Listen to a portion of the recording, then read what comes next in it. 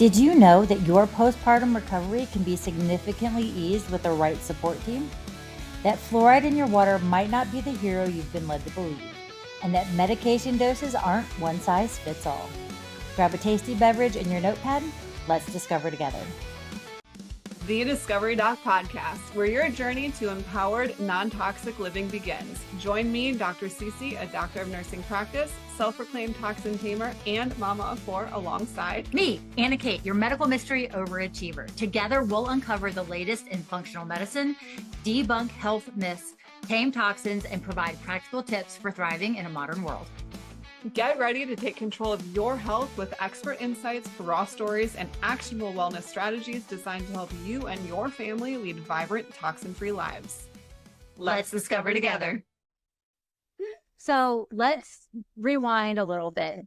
So in season 1, if you go back and listen to those episodes or watch those episodes, you can see CeCe going through cholestasis. So, and there are several, and you might not be able to tell, but under she's doing this. Oh, she's doing this right, but under the camera. So we have something that you created called the cholestasis guide, and you put together a whole pregnancy and postpartum guide of all the things, having all the checklists and all of that. So if you're pregnant or you know somebody that's pregnant, get them that resource. It's a great resource to have. But you did this by firsthand experience, and you reversed your cholestasis or slowed it down. Yeah, no, did reverse it. So I think this is great to talk about now too, because there are just. How was your cholestasis? It was Cholestasis was all right. I mean, mine was okay. I had a little bit of itching here and there, but nothing. He had sympathy itching. Oh my God. I had sympathy itching. I did. I really did. Yeah. Like, oddly, it wasn't like I'm dying. But He was trying to. So refresh our memory out what cholestasis is for those of us that are not medical professionals. So cholestasis is basically when the bile builds up. You produce bile by your gallbladder, and it's supposed to be broken down in different places of your body. But in pregnancy, sometimes women don't have the ability to break down that bile. And so it's made from the gallbladder and it builds up in your blood.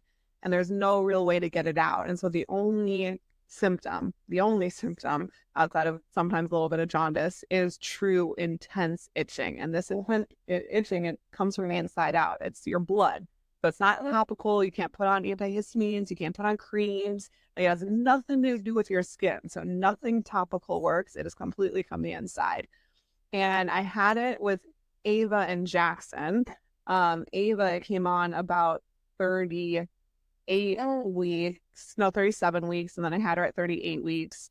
Jackson, it came on earlier at 35 weeks, and they induced me at 37 weeks. Jada, I completely avoided it. So at Jada, I was so fearful to get pregnant again that I created my own protocol, which is that guide.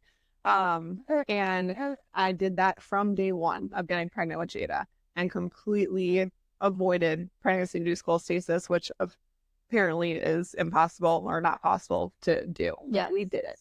You did. We did it. Yeah. Then fast forward with Jace, and I got a little lazy. I'm not gonna lie. You had a lot going on. I had a lot going on, and I did not take my own protocol. It's something that I should have done from the get-go, but I didn't.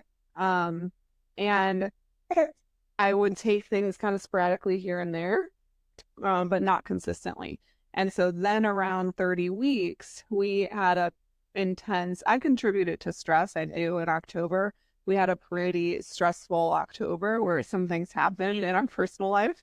And literally a couple days later, I just woke up with intense itching. Yeah. And so I was like, man, that is stress. And I hadn't taken anything. I wasn't doing anything to prevent it, like a doofus. But that then switched my gears into, okay, I know how to prevent it. I just didn't listen to myself. So now how do I reverse it?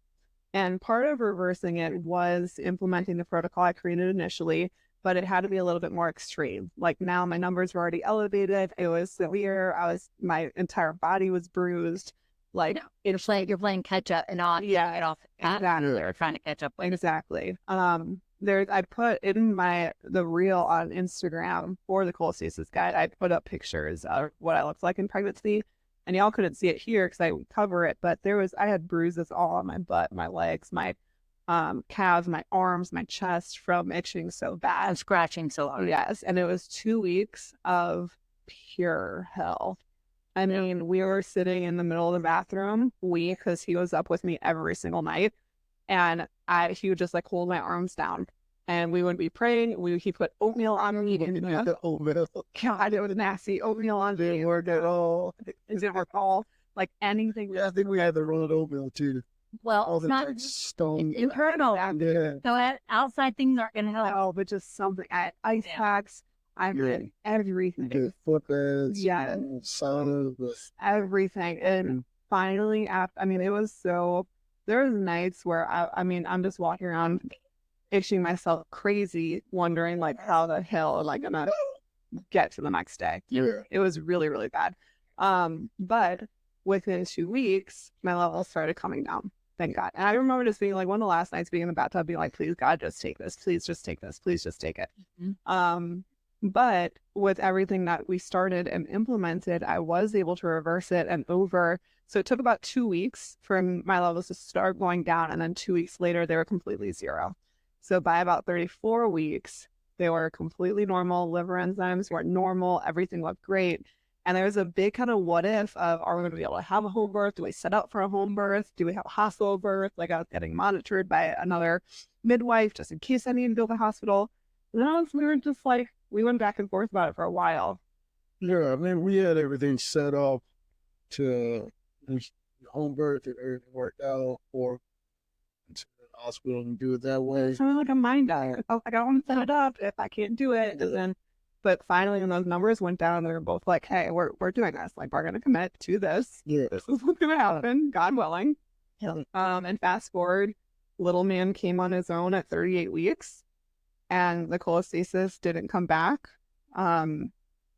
So yeah, we beat it one pregnancy, reversed it a second pregnancy.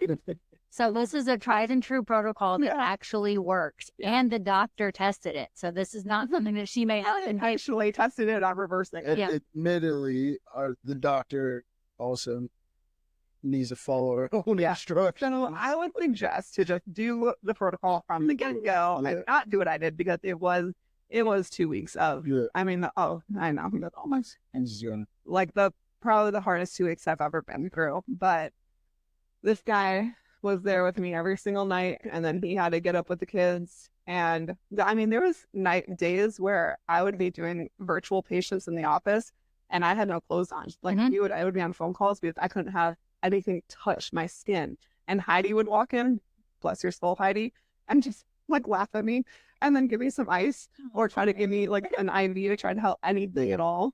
But I wore slippers throughout winter in Georgia. I wore slippers every single day out in kids' outings, New Year's Eve, everything. Because it's the only thing I could tolerate. It was wild. It was tough. It was like, I think that was the worst case that we've had. It proves what stress can do to your body. Yeah, and it was instant. Yeah, we were very focused. Like from the get-go, I was like, nothing is going to stress me out. Yeah. I'm very focused on keeping my stress down, keeping my emotions regulated. Yeah. And you went through a tough season when you were pregnant with Jada. Yeah, right. That was a big shift for you. That was, the end was tough. But I feel like I'd already kind of implemented the correct things where it didn't impact me. Like it did with him. But yeah, and then we had him at home at 38 weeks. He came really fast. He was like fastest baby we had. Yeah, like 2.5 hours. 8.something pounds. 8.4 pounds. I wanna take time to encourage and edify Will, because Will is the perfect partner for CeCe. Like they are you'll only get to see them when we bring them on or in their individual things, but I kind of get a front row seat to how they do family and all of that. And he is just whatever it takes, whatever the family needs. It is squarely on his shoulders. So he carries a lot of the family aspects and burdens. It also has his dreams and his things that he wants to do, and they make it all work. And so I want to just, if you were seeing I appreciate it. It's true. I don't like to be seen though. I don't like to play the background. I just credit it to my upbringing. And my upbringing was very much kind of chaotic, to put the best wording on it. It was chaotic, so you had to figure out how to adapt to chaos a lot of the times and be there mentally, emotionally, and be able to like coordinate and set a direction for yourself a lot of the time. So now that, becoming a father, becoming a husband, that was always on my bucket list of things I wanted to do. So, but it's also like the support aspect. I see a lot of patients who the women want to do one thing, but the men aren't supportive of that. So like there's a lot of moms who want to have a home birth and they're like, well, my husband would never let me.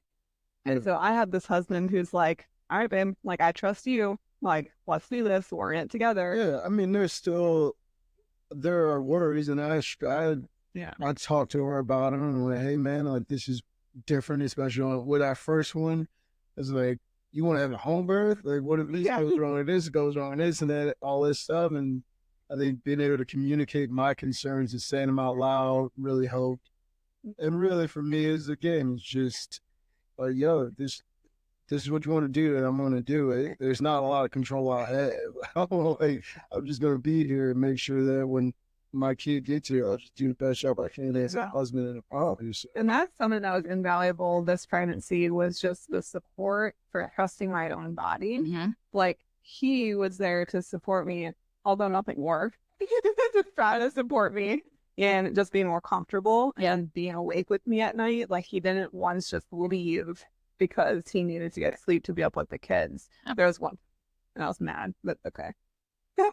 But he really needed sleep. Okay. Yeah. One night out of the entire month. It was building up. Yeah. And it was like, but otherwise, he was there every night with me. Like, even though I was shutting down all of the offers that he was suggesting that they wouldn't work, he was still trying and being there with me. And then my midwife, Debbie Schneider, she was right there with me too, and be like, CeCe, I trust you. I trust your instincts. I trust your intuition. I trust that you know what you're doing. I trust your body. And so if it weren't for them, I don't think it would have ended up having him at home.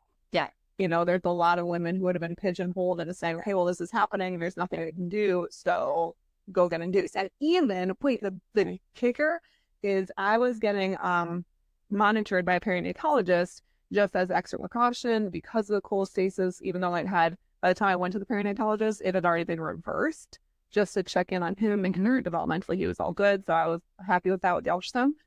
But even though my numbers were reversed and I brought my last 3 weeks of labs to prove that it had been reversed for a while, they still said, no, you need to be induced at 37 weeks. And I said, but what? So you're saying I don't have cholestasis right now. I had it for a month and now it's reversed and my labs have been clear for 3 weeks. And you're saying that tomorrow I need to be induced instead of just letting the student come naturally? And they're like, yeah, that's our protocol. And I said, so for all women, no matter what, if they have 1 day of cholestasis, you're suggesting that they need to be induced at 37 weeks. And he said, yeah. I said, no, thank you. Which is why we have the conversations that we have and we have the platform that we have, is to help empower and educate you to know that if you reverse cholestasis, that you still have options, that you don't have to go by the rules of lawyers, because the reason they do that is because they have a board of lawyers. Yes, and he told me that. That's the one thing I enjoyed about the he was kind of like, he was honest. He came back in honesty, and he was not trying to put himself in any danger, just worst case scenario, which is understandable. But he was also very if it was me type of deal, or maybe kind of. He basically said, they sit down and they say, okay, what is the liability on our end? So as a blanket, women are to be induced at 37 weeks. We don't take it by an individual basis. We don't treat women as unique humans, and it's for our own liability. And he actually said that to me, and I was like, I appreciate that. I appreciate that honesty. I disagree with it, but I appreciate the honesty. And so I did agree to go back every week until he was there, which ended up only being 1 more week, to just have the non-stress test. Yeah, I'm sure he was all good, because I'm good with that. Make sure his heart rate's good, whatever. But I thought that was just conventional medicine in a nutshell. Yeah, pretty much sums up. That tracks. Yeah, I think that's kind of how it always goes. And I think that's kind of our good balance, is that I'm very much, my wife is very much, this is what I see, and this is how we're going to operate, and this is what it is. I'm very much like, all right, this is what it is, but what could it be? Like, what else could we do, and where can we go from here? And it may not always make sense, but I'm always going to be in the spot where it's like, all right, well, this is not an ideal situation, but, you know, we could just keep chopping at it and just keep throwing stuff at the wall until something sticks and just go that route. But that was like, I think that was one of the things that got us through this one, especially, was like, is at that point she was so far gone that everything we were doing that was working, she was so discouraged by everything. It was just like, well, I'm just not going to do anything. It was like, well, something's working. We just got to keep going and do everything. We're not sure what it is. And then finally we figured out the combinations. And I think also I had already been put in a mindset, like when we had our 20-week anatomy scan, when you have a home birth, you go and do an anatomy scan by some other doctor that's like unrelated to your birth. And the tech gave us a comment about something that she saw on the scan that was never something that a tech should say ever. And she didn't know what I do for a living. So she made a comment about his brain not being developed like it should. So Will was filming the whole thing. I went back and actually looked through the ultrasound because she then just loved that nugget. She said, if the doctor is saying what I'm seeing, then they'll want you to come back because I'm seeing something not right with his brain. This is why you're a tech and not a doctor. Can you imagine like leaving that little nugget with a new mom? Why? Right. And so I was like, I mean, and you're pregnant and emotional, all these things. So Will had been recording the screen the whole time. So my psycho self, I went back that night and went through the entire recording to find exactly what she was talking about. Yeah. Because harshly, I'm not an ultrasound tech, but I could find what she was talking about. And so then that sent me in the spiral because it was a little off. Turned out he's just fine, but it's like people just want to put fear in you. Yeah. And like I had already been in that place at the 20-week mark, then like having all these what ifs based on this part of the brain structure that was off. And then you start cholestasis and it just, yeah, it was a rough pregnancy. And these are like the times where like, I think I thrive the most.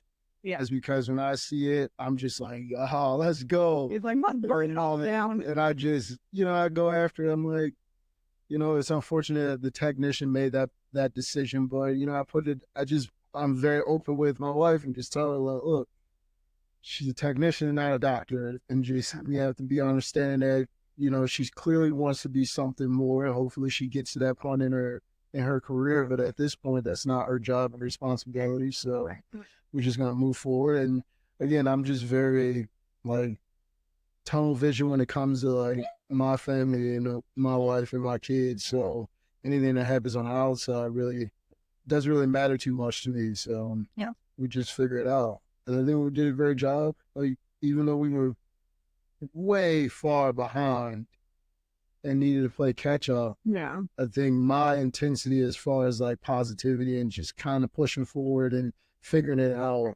really kind of thrived during that.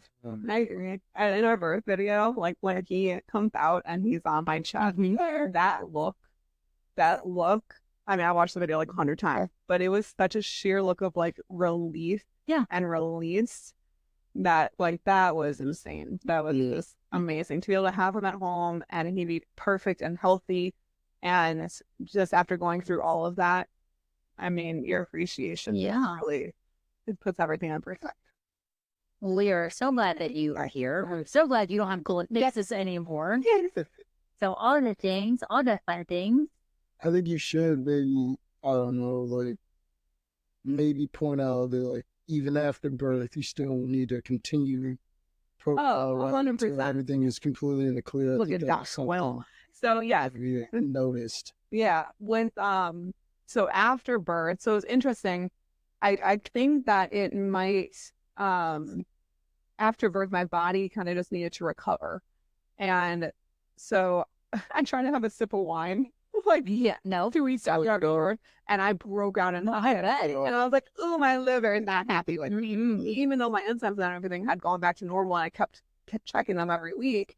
The post just after having them, like the inflammatory response still needed to calm down. So I do suggest continuing that protocol to its fullest, like at least 6 weeks postpartum. to just help your liver recover. The liver is awesome. It regenerates itself. So it's really good at healing, but just to give that extra support, at least 6 weeks. Yeah. Yeah. Welcome to this segment of Discovery Doc Deep Dives, where we are going to go into the postpartum care and after delivery and all the things that happened with this little squeaker right here. Look at his hand right here. Raising his hand. Yes, you have a guys. question, sir? He was born with laryngomalacia, which is a little floppy airway, and it's cleared up for the most part. But when he gets tired or sleeping, these are his little sounds. So we love them, and we don't apologize for them. No. So enjoy the background noise. Exactly. Yeah.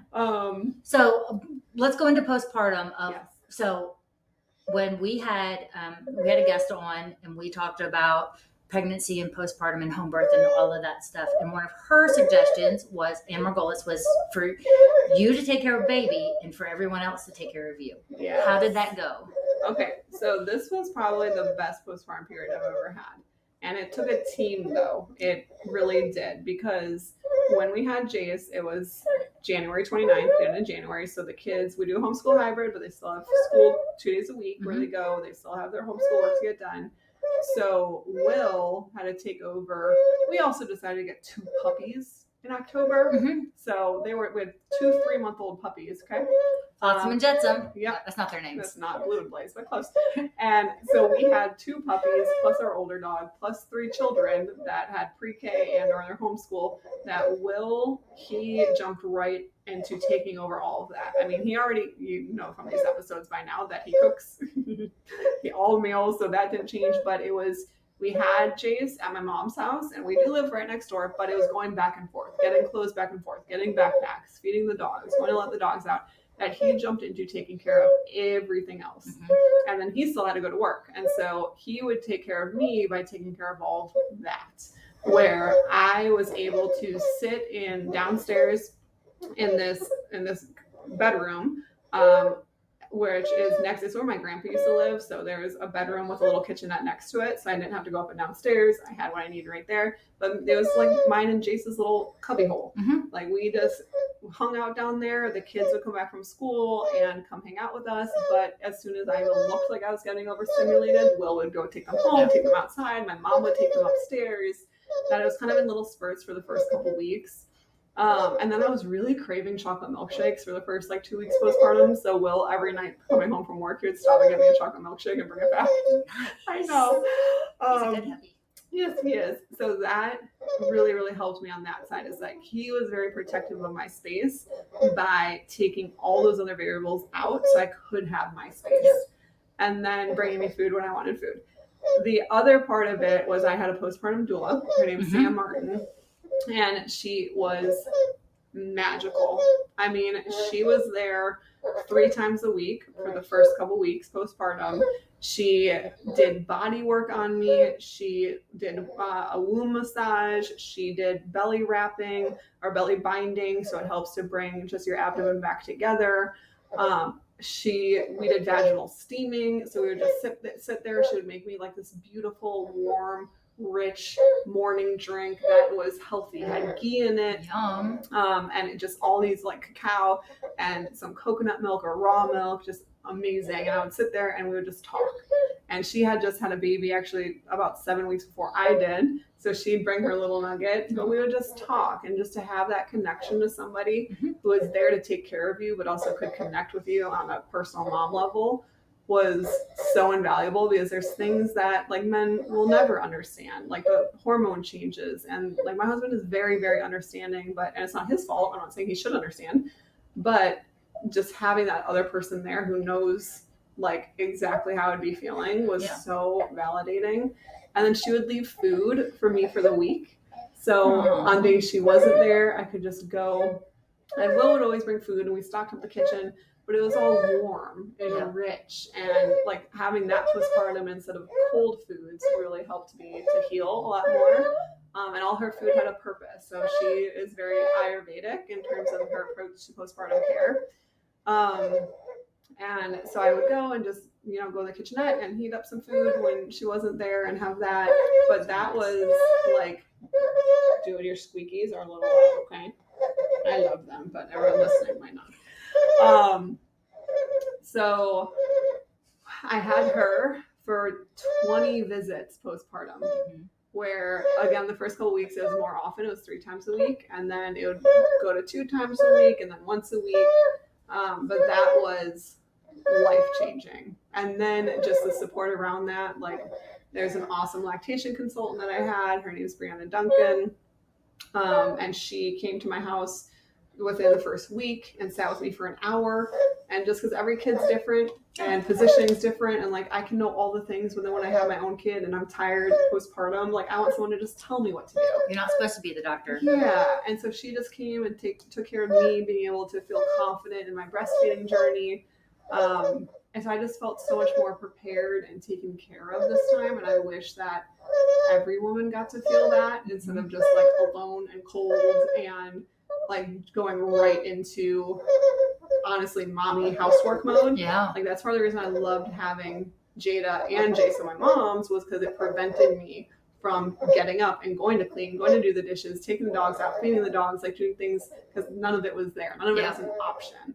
So yeah, it was amazing. It was definitely one of the best. I would say with having 4 kids, I definitely stayed in the more overstimulated zone for a lot longer than I have in the past, where I couldn't handle the grocery store I didn't step in the foot of the grocery store for probably 4 months. I'm not kidding. Yeah. Like just the hustle and bustle of it and the noise. Like I was very overstimulated. And the lights. And the lights, like everything. Yeah.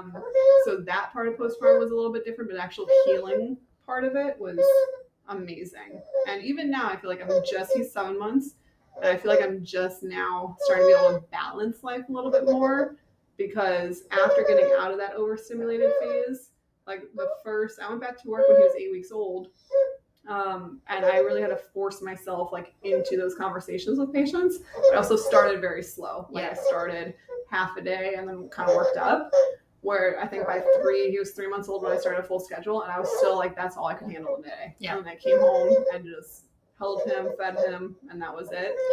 Yeah. I just feel like now I'm finally able to like really do other things and enjoy them and not just do them because I have to. Mm-hmm.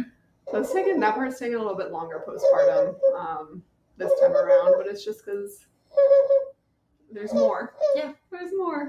And the actual healing journey was, I mean, so good. Good. Well, we're glad to give you that space to allow you to do what you needed to do and have the full support of not only Will, but also Heidi running the clinic and your practice. And can we give Annah Kate a shout out here, because she literally kept the podcast going for 7 months now, because I couldn't handle it. Like, this is the first time that we have sat down to record, because it has taken me this long to feel like I had the bandwidth and the space and the time to give my energy to this. And I thought, a couple of months ago I could. Initially, I thought a long time ago that I could, and I was just like, I can't do it. Like, I don't have it. I can't do it. And then I put another date on it, and then that date came, and I was like, I still can't do it. And I really, like, in these situations, I have to prioritize my practice because those are patients right in front of me.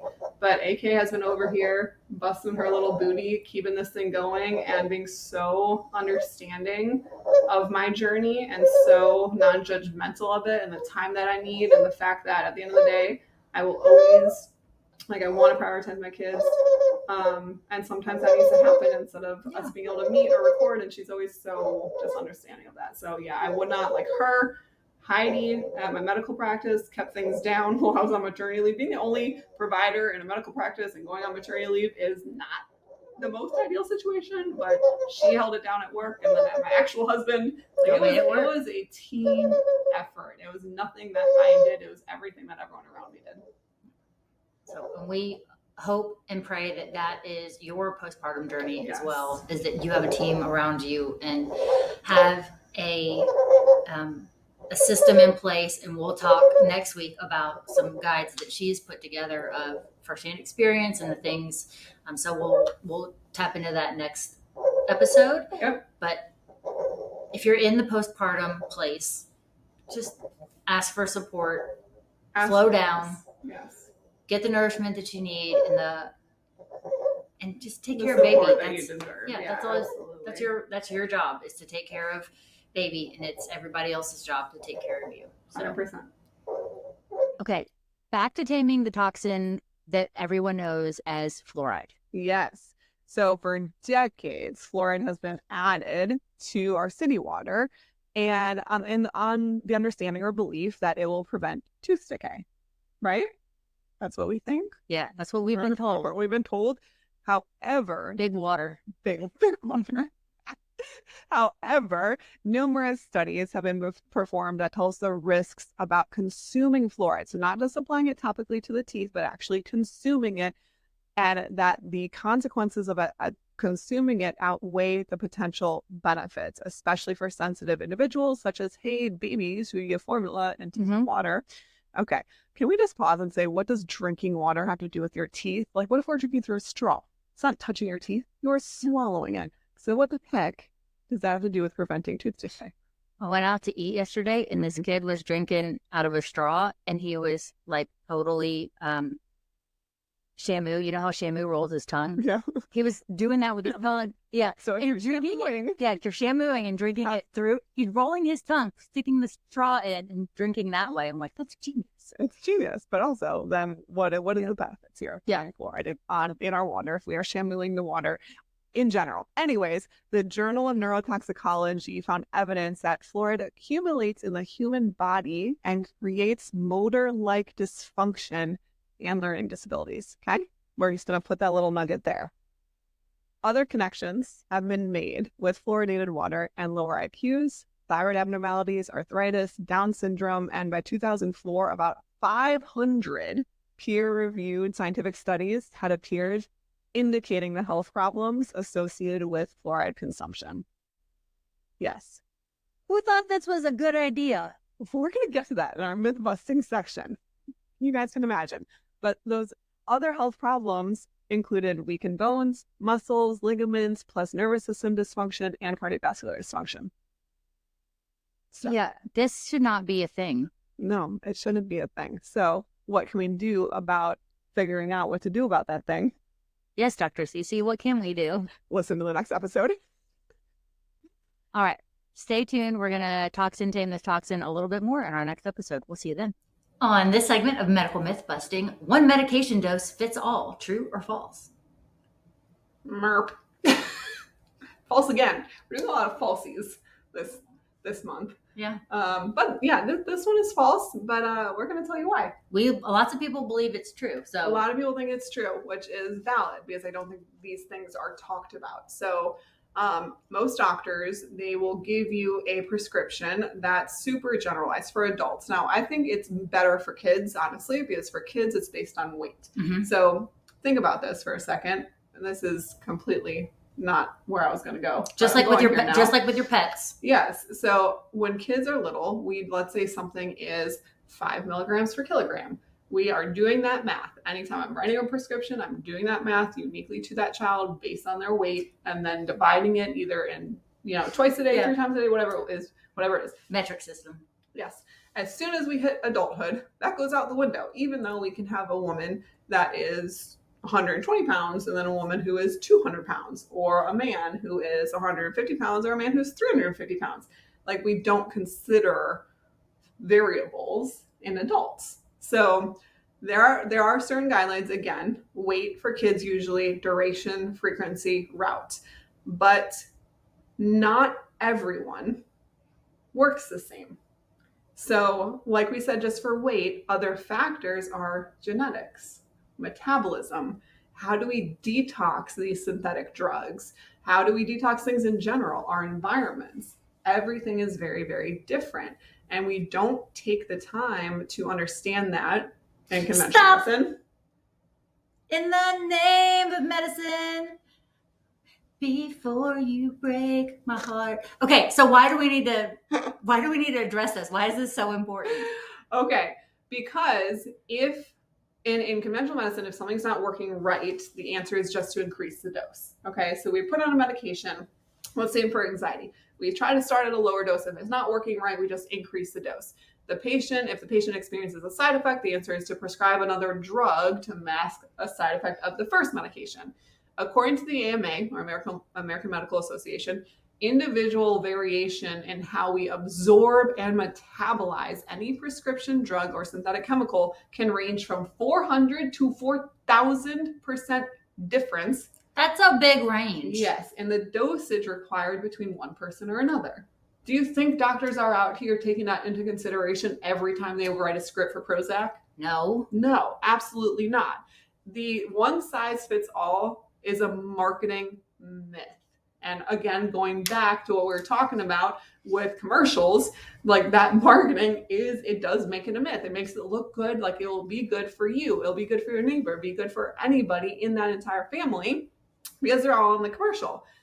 Physicians, most doctors want maximum effectiveness, which leads to a higher dose and overprescription. So kind of an example like that Prozac, the starting dosage is 20 milligrams. And in a study conducted by the Journal of Clinical Psychiatry, 85% of Prozac users suffered from diarrhea, 70% profuse sweating, 50% gained weight, all because that starting dose was too high for them. But it doesn't change the fact that the starting dose is 20 milligrams for everybody. Another one, antibiotics. About 90% of sore throats in America are viral in nature, meaning antibiotics won't do anything. But medical statistics indicate that 73% of about 6.7 million visits by adults to physicians complaining of sore throat end in a prescription for antibiotics, even though it's not even warranted in that sense. And other variables and other factors are taken into consideration. So why isn't that discussed? That antibiotics don't help with viral things. They only help with bacterial things. I mean, that should be common knowledge, and it's not. And I get it. Some doctors are out here saying, hey, well, the patient is they're wanting it. They're demanding it. I'm sorry. Is it their license? Are they prescribing it, or are you? You know? We get a baby. Yeah, come on. We get a baby. We get a baby. Come here, dudes. Hi, welcome back, my love. Hi. Welcome back. Missed you. We missed you. And we have enough Florida back in action. So all that to say. So an antibiotic for you versus an antibiotic for him cannot start at that 20 milligram dose. No, but like for him, we would do it per kilogram. We do it by weight. For me, it would just be given, and it's overprescribed for. Okay. Oh, bye. I know you're tired. It's okay. And it's overprescribed for viral issues when it should never be in the first place. Now, all that to say is drugs are not unique to you. Your factors are very different from you to the next, in terms of your methylation, in terms of, again, your genetics, your ability to detox things. And there are really cool genetic tests that can be done that can tell you how you're able to absorb certain drugs or anesthesia. That's why there's so many different issues with patients with anesthesia. Some people wake up in it. Some people need, how we metabolize it is different. And so, I remember as a kid, when I had my first knee surgery, I woke up in the middle of it, and the doctor, the anesthesiologist, was like, wow, I had to give you the same dose of anesthesia as a 40-year-old man. And I didn't understand what that meant back then, but it's because I process it too quickly. Yeah. I metabolize it very quickly. So if that's a really great just example, and if that's being done with general anesthesia, then it's being done with drugs or medications that I might need also. Yeah. So it just is something that is not taken into consideration, and therefore one specific dose of a drug does not fit all sizes. Right. Usually the answer is just to increase the dosage, which may never work for that patient because their genes won't allow them to utilize that synthetic chemical. Crazy. So what about, so we all turn and learn. We look at the back of packages and it says take 2 every 4 to 6 hours or 8 hours or 12 hours and don't exceed don't exceed 6 or whatever it is. So how, Too much milkies. Take a breath. There you go. So how do we know on that end too of and we need to do a myth bust on ibuprofen and all of that. We do. You the know, side effects of what happens? That's a great question. And my answer is that it really shouldn't be on the patient. Like, it should be, medicine should be so individual that we get to know the patient to the best of our abilities before something's prescribed. Now, I understand that that's not, that can't be done in acute situations, right? Things have to be given in the ER, things have to be given. But if something's not working, if the patient isn't responding, then our answer needs to change and to understand why the patient is not responding. Is it because they genetically cannot metabolize this drug? Is it because they metabolize drugs really slow or really fast? There should just be more individualized care there. And I feel that's on our job. That's a part of our responsibility, not the patient. I don't think as a patient there's much else you can do besides getting certain genetic tests done that show you drugs that you're able to metabolize or not. I think that's really powerful information. If you are someone who is consistently needing medications or anesthesia, that is something that you can take action from, or then go back to your doctor and say, hey, I've done this genetic testing. It shows that I cannot process this. What else can I take? Right, dude? Are you full? Are you full now? Yeah. Oh, you see something shiny, something pink. You silly boy. So that's all great information to know about, hey, not one size doesn't fit all. And two, that there are things that you can do about it. So you can get this metabolic testing. Yep. And you can try. Good thing I washed that this morning. Not that I would care anyway. No. God made dirt. Dirt don't hurt. Exactly. Yeah, there are things that can be done, but I do put the responsibility of that mostly on the provider. So if y'all have myths that you want busted, you send them our way. We're happy to do the research for or with it, for it, on it, whatever the proper word is, and get that out there, whether it's fact or fiction. We are here to discuss it, open conversations. We ain't scared of none. No. Until next time, let's discover together. Remember, flourishing in postpartum recovery, making informed decisions about fluoride, and ensuring your medications are tailored to your needs are all achievable with the right information and support. So surround yourself with a reliable team, stay informed, and always trust your instincts. We'd love to see you around. So become an insider at thediscoverydoc.com to gain exclusive access to bonus content, helpful resources, and the latest updates. Also, leave a review wherever you listen to podcasts. Your support helps others discover our show and join our wellness-driven community. Explore more resources at thediscoverydoc.com, your one-stop destination for practical tips, expert advice, and inspiring stories on achieving optimal health. And follow us on all the social media platforms at The Discovery Doc for daily wellness wisdom and engaging updates. Thank you for joining us on this journey towards a happier, healthier you.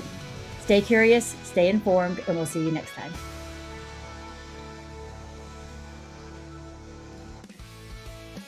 Hold your horses. Before we ride off into the sunset, let's take a moment for a friendly disclaimer. The information shared on this podcast is for general, informational, and entertainment purposes only.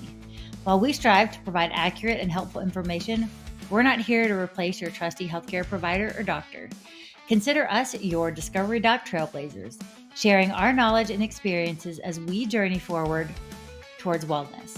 However, remember to always consult with a qualified medical professional before taking any action based on the content of this episode. Like the Wild West adventure, this disclaimer may change occasionally, so be sure to check back for updates. Stay healthy, stay adventurous, and keep blazing trails with the Discovery Doc.